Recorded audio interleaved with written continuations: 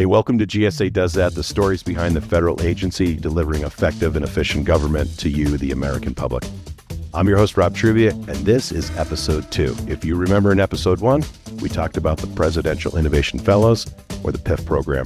So today, we're going to continue that discussion, and we're going to talk to 2 actual fellows, 2 men that are doing incredibly interesting work that is significant, impactful, and work that really matters to the American people. If you're into technology, healthcare, or looking into the future, this episode has something for you. Hey, don't forget, we're on every major platform out there, so be sure to subscribe. And for more information about the show, visit us at gsa.gov/podcast. That's gsa.gov/podcast. All right, welcome back to GSA Does That. And in this episode, we're taking a second look into the Presidential Innovation Fellows Program, a program that brings together the brightest minds from industry, teamed up with senior government leaders to develop solutions to tackle some of the toughest challenges facing government. Something I really want to make sure that you hear, and you hear loud and clear. The time to apply is now for this program. The deadline is June 23rd, and it's coming right up, but you still have time to apply. If you're looking for more information on the program, how it works, and what you might be getting yourself into, you're in the right place, because today we're going to be talking to 2 individuals that are currently in the program. Scott Gorman, a technology entrepreneur and strategist, and Arunan Skandaraja, a global health technologist, both working for the Advanced Research Projects Agency for Health. You're about to hear from 2 very impressive gentlemen that are doing big things that make a big difference. Hello, gentlemen. Good day to both of you. Great to be here. Good afternoon. It's great to have you here on the podcast. Thank you for joining us today. I know you're both very busy people, and we really appreciate your time. A question I particularly enjoy asking is about people's backgrounds and where they're from. Just kind of sets the stage and very helpful to me. So, Scott, tell me a little bit about yourself. Would mind kicking things off for us? Where you're from, share a little bit about yourself and the journey that led you to PIF. Sure. So I grew up in Vermont and moved around quite a bit since college. But I've made the Bay Area my home since I went to grad school at Berkeley. I currently live in Oakland. And my journey to PIF, for me, it was really a call to service. So I'm part of the 2020 cohort along with Arunan. And I'm also a captain in the Army Reserves. And in early 2020, I had just returned from a deployment to Afghanistan. So was still very much in a service frame of mind. And then around March 2020, of course, COVID declared a pandemic, stay-at-home orders were being announced. So I knew then I really wanted to serve again in some capacity. So started looking for different programs, something with a national impact. And I came across PIF. It seemed like a really excellent fit, a way to contribute at a pivotal moment, but also a way to utilize my background in tech as a founder and CTO. So Arunan, how about you? Can you tell us a little bit about yourself? Sure. So I was actually born in Sri Lanka, a small island off the coast of India, and migrated here when my dad came for school. So following the opportunity of being here in the U.S.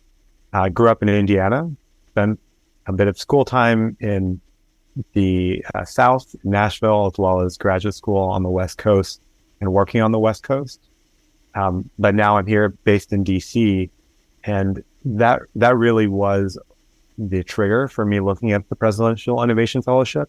We, for personal and family reasons, we're planning to shift to the East Coast. And around that same time of the pandemic, really trying to understand what the best way to contribute to that public service enterprise could be. I was coming from working in the international sphere in global health and had seen the challenges with COVID globally, but was also seeing the challenges we were facing here at home. And the fellowship seemed like such a great way to both give back, but also really understand the breadth of government, because sometimes for most folks listening, it's hard to understand how all these agencies and components interact. And that fellowship seemed like a great way to get to see more of government, have cohort fellow service members embedded in other agencies. And that was really a draw to have my first experience in government be through the fellowship. What I hear from both of you is just this real desire, kind of this inner desire to serve your country. I know, Scott, you're serving in the military. Thank you for your service in that regard for sure. But certainly it's no less service what you're doing in healthcare and technology, Arunan, for sure. just this deep desire. Is that what, I'm going to, just to follow up, is that really just that desire to serve? Is that what drove you to even apply to the program? But I think it's the desire to serve and really the kind of levers you have in government. So I think all of us want to have an impact, want to see what we can change in the world. And the government is one of those places that touches everyone, and particularly touches those that don't have access to sometimes the more expensive services that are provided by the private sector. So I think it was a little bit of both. It was trying to figure out how to serve, but also understanding that government was a unique place to do that, where the regulations come from, where the policy and the conversations nationally are set, and having a chance to be part of those conversations and deliver with the skills that we were bringing from outside of government seemed like a great way to kind of bring those dual goals of impact and service together. Yeah, I think that word you just used, impact. I mean, I think that sounds like what you were thinking is, where can I make the biggest impact? I mean, clearly you're an incredibly bright individual. You've got an incredible skill set, and it's just neat to think that you're thinking, how can I have this biggest impact for my country, for my community, for just my fellow mankind? And so we're glad you found this program. And Scott, what about you? What led you to apply in the first place? Yeah, I think for me, it was also, just wanting to serve, but in a different capacity. So I'm a captain in the Army Reserves. As I mentioned, as an intelligence officer, I now work with Army Futures Command. So identifying dual use technologies, how to modernize the Army. And that's been a really fulfilling experience. But I also, in my civilian career, work on a lot of different issues and have a background in health tech. And like Arunan mentioned, I wanted to explore the opportunities in government and try different levers and see, if we're able to move forward on certain issues within government context that may be challenging sometimes to do so in an industry context. So I've learned, about the PIF program over the last several weeks, and it has been described to me as a real network. I think the two of you are certainly examples of that, almost like a fraternity of these bright minds that are tackling these big government problems. Scott, maybe you can speak a little bit to the sense of community among the PIFs, maybe a little bit about how you collaborate, maybe with Arunan and others, and just how do you inspire one another? Is it a pretty tight group? Yeah, of course, is a little bit challenging with being in the class of 2020. We're all remote to begin with, and since most people migrated back to DC, but I think despite that, we've really developed a really strong network and I think strong bonds. Which is important because, I think a lot of folks will tell you there's, information silos sometimes in government. And I think the great thing about PIF is you have this incredible network of bright individuals serving in senior positions, most times spanning dozens of agencies. So you really get this insight into how these other agencies may be approaching a problem or a topic, and you can find ways to work across and collaborate. So, for example, before I moved over to ARPA-H, I was with the Department of Energy, their AI and Tech office. And there I was able to work with PIFs at EPA around AI and climate tech. Then I was at the VA's National AI Institute, and again, was able to work with a team of PIFs from several agencies on issues related to AI and data policy. So, yeah, I would say it's a really strong network of individuals, and it can really lead to some unique opportunities. Yeah, and just to build on that, I think at a similar experience, I think Scott really explored the role of AI across all of these different components of government. I kind of had a lens of healthcare and took that lens from both the regulatory perspective with the Food and Drug Administration, but also how we pay for care and make sure that those without access get those necessary services paid for through the Centers for Medicare and Medicaid Services, in a collaboration project that was hosted by another PIF. And one thing that I think really shows how powerful these networks are is that very early on, ARPA-H launched during our tenure. So in that time, we've seen the organization grow up. We started very small, and there were a long list of needs that we didn't staff up to solve.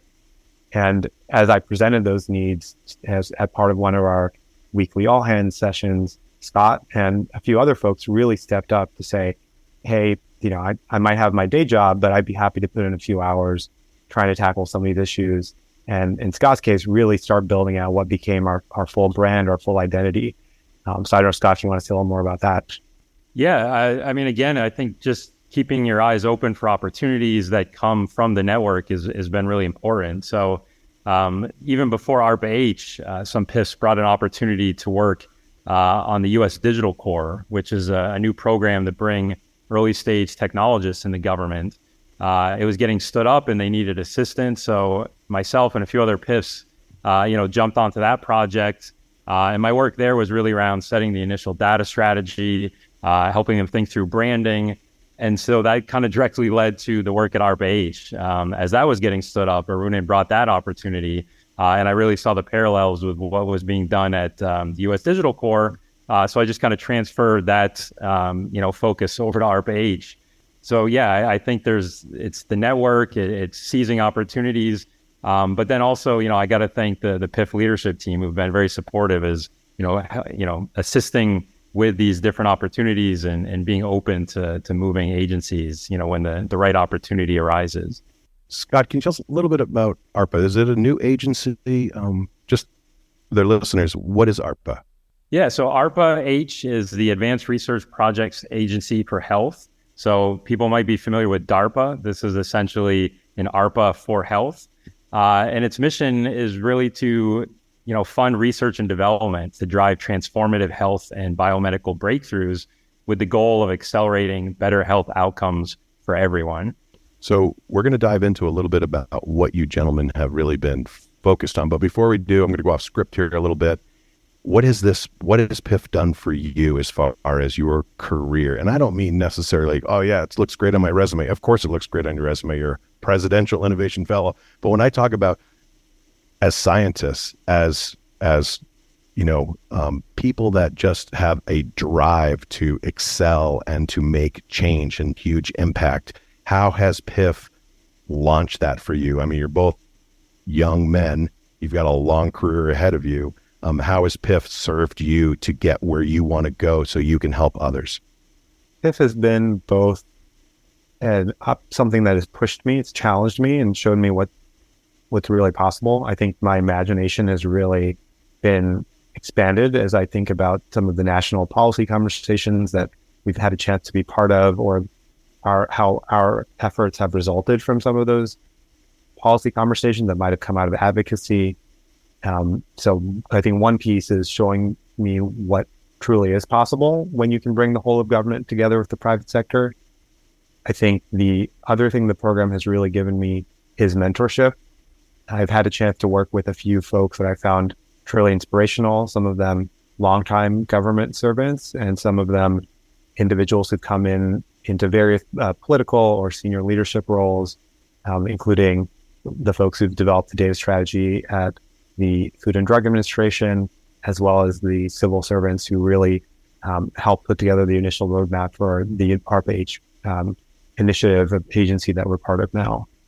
Yeah, so a lot of my background has been leading startups in the private sector. And, I think somewhat unexpectedly, I ended up working on, standing up agencies in a very startup mode within government, which has been incredibly interesting to just see, how things work in government, sometimes how they don't work, but really deeply understanding the mechanisms and, what it takes to drive things forward, the different pathways and levers to pull in order to, accomplish a certain mission that you may not have to think about in the private sector, sometimes for the better. But yeah, I think it's really given me insights that I can, take back to the private sector. It's certainly, given me access to a network that also has a lot of parallels with my work in the military as well, with Army Futures Command. And again, like Runan mentioned, I think a huge benefit has just been, mentorship and access to senior leaders. Like in such a short period of time, I've met incredible people across so many different agencies that I just don't know, how I would have been able to do that in another position, in another role, in such a short period of time. It's just been incredible access and support. So I think it's safe to say that you both find this as a pivotal piece of your career and getting you ready for what's next. Absolutely. So, gentlemen, let's dive into things a little bit here. What are the different projects you've both been working on, and for what agency? I think it sounds like ARPA-H is where you both landed, but I'm not sure that your projects have been inside that agency. So, it's my understanding it's in the realm of healthcare technologies, testing new ideas, developing new efficiencies. Maybe help us understand your work and ideally what you've hoped to achieve through that work. And Arunan, maybe you could start us off. Sure. Speaking for my experience within ARPA-H, what's really special about that agency, building on what you're saying, Rob, is that we can really test ideas. So not just do the discovery, answer questions, but turn those ideas into capabilities that you can put into people's hands that could accelerate how people are able to live their lives in a functional and healthy way. And, what allows us to do that is this real focus on keeping the end in mind. And that means that we can think about how different users from all across the country will interact with the innovations that come out of ARPA-H. We can think about how these solutions can be evaluated for how safe and effective they are by other government counterparts like the Food and Drug Administration. And we can also really listen to the patients in a way that we can use the platform of being a national agency to gather input from patient advocates, from patient groups, and from healthcare providers that all have a perspective on how healthcare can get better. So my work has touched all of those pieces. I've had a chance to collaborate with the team that's been building up our transition function, which specifically how we transition technology into products. I've had a chance to start building our initial relationship with the Food and Drug Administration, which benefited from the earlier part of my tenure that I spent at that agency. So that when we have these kind of crazy ideas, new capabilities like regrowing joints or completely avoiding joint replacements, what's the regulatory path for that, right? Like, how do you know that that's working well? How do you know that that's safe? Those are really integral conversations to have early on so that, the great scientists that we fund out in the private sector and academia don't go way down the line and then say, well, how do I know this is safe? How do I know this is actually effective? So I've had a chance to kind of build some of that infrastructure and then really set the team free, because we also don't want to be a bottleneck. I think a lot of what PIFs do are set up as sustainable and scalable infrastructure at their agencies, whether that's people infrastructure or technical infrastructure, so that the agency can work more efficiently towards its goals to serve the American public. And then the final project that I'll kind of comment on here is my role in coordinating some of our cancer-related work. I think cancer is one of those domains where everyone really identifies with the loss that they've had among family or friends. They've seen both the tremendous explosion of clinical trials, but also sometimes the complexity of accessing those and understanding what's right for their family member. So ARPA-H has been very involved in the Cancer Moonshot, which is a presidential initiative to kind of imagine the experience people have around cancer and dramatically reduce the burden that it causes on our population. And while ARPA-H is still early, we hope to be a critical partner there, both working with the national policy bodies, but also listening to patient advocates and academics so we can understand where we can contribute most. You talk about cancer, and that certainly touches just everyone. It touches everyone. Well, that is all very encouraging. And I want to come back to you in a minute, but I want to jump over to Scott. Scott, what have you been working on? What's your piece of this? I know ARPA-H, you've been with it from the forefront, I think, is just as it got started. So what have you been working on, Scott? So I think I would first build off of what Arunan was saying.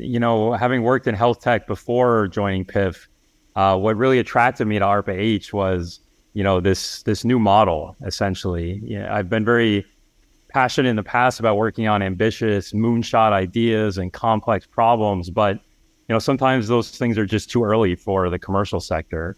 But that's really a space where ARPA-H is designed to operate, tackling the big health challenges, imagining the future of health, and working on concepts that really blur the boundary between science and science fiction. So my initial focus has been about building some of the fundamentals and creating essentially a minimum viable agency, as we sometimes say.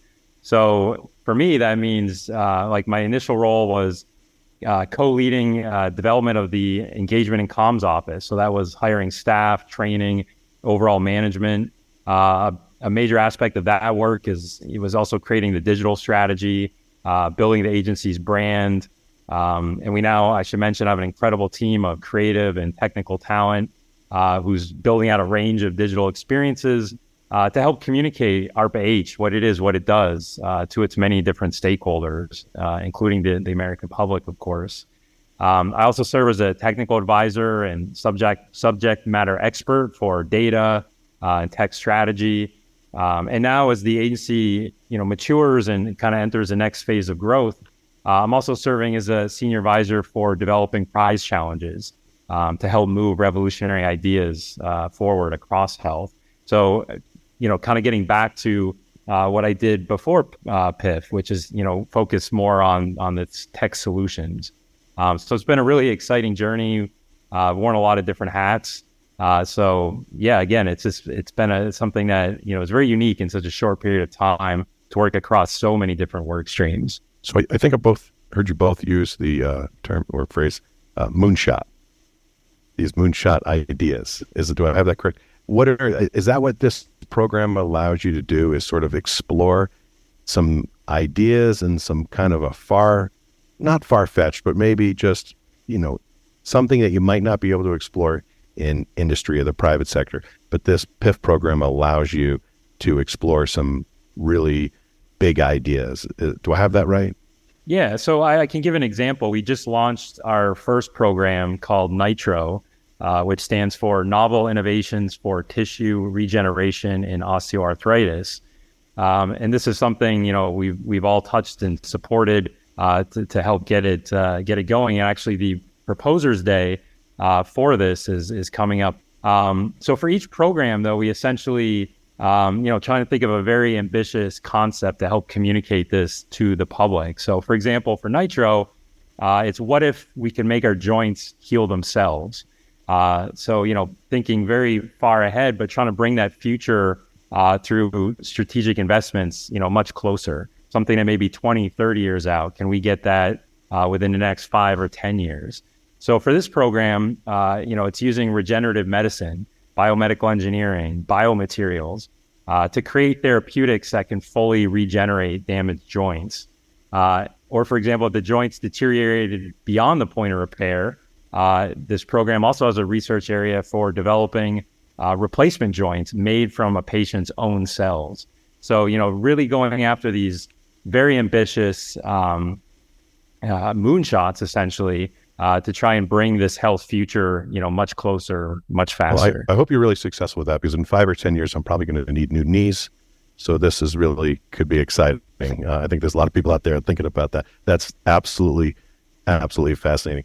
Arun, when you were accepted into this program as a PIF, did you already, are you accepted, or most people accepted in the program knowing what they're going to be working on? Or are you coming into an agency and then you're sitting down and discovering with others, okay, here's what I'm going to be doing?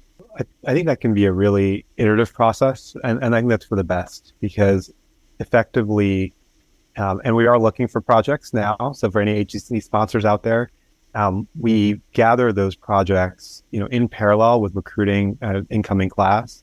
That list of projects helps the team understand what skill sets we're looking for.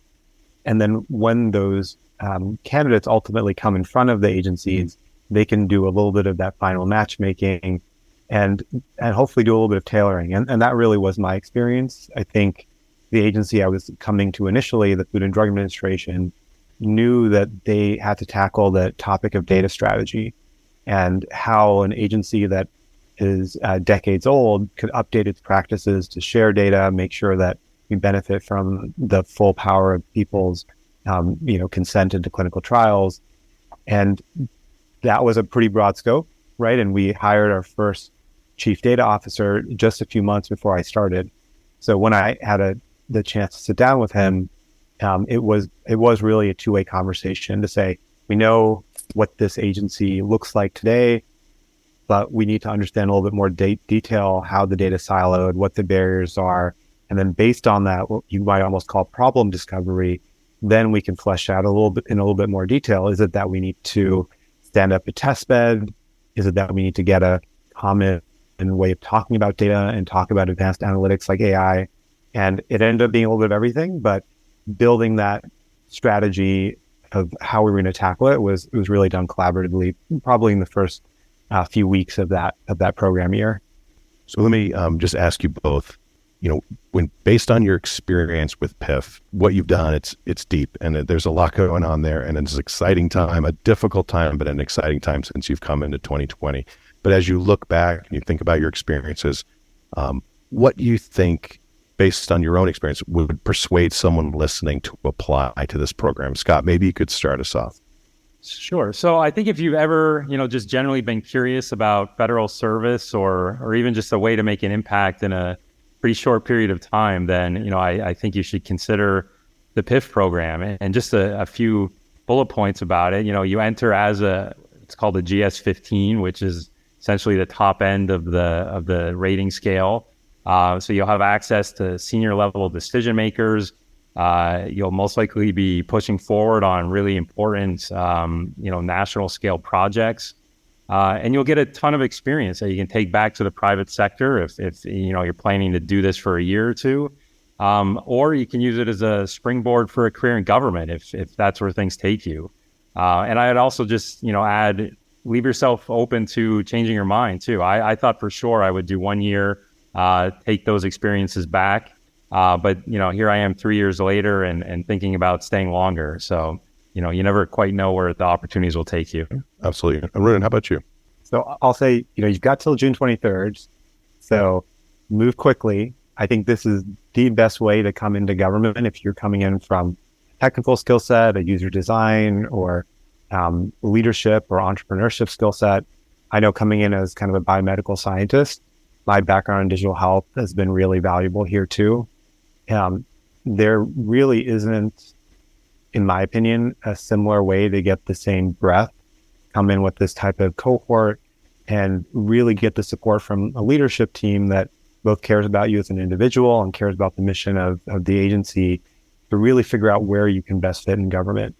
And, to Scott's point, we hope that you'll come for at least a year and really contribute meaningfully to an agency, understanding their mission, understanding equally importantly what's happening down at the level of the staff.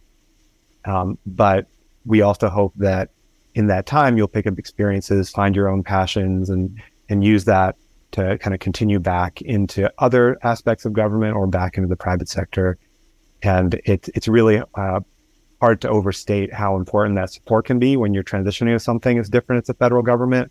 And the types of training we get at the beginning, the ongoing support, the availability of things like executive coaching are all benefits that oftentimes are pretty hard to get even in the private sector at many skill levels and many career tiers. So really do look at this as both an opportunity to signal where you are in your career, but also build up that skill set that will take you to the next level.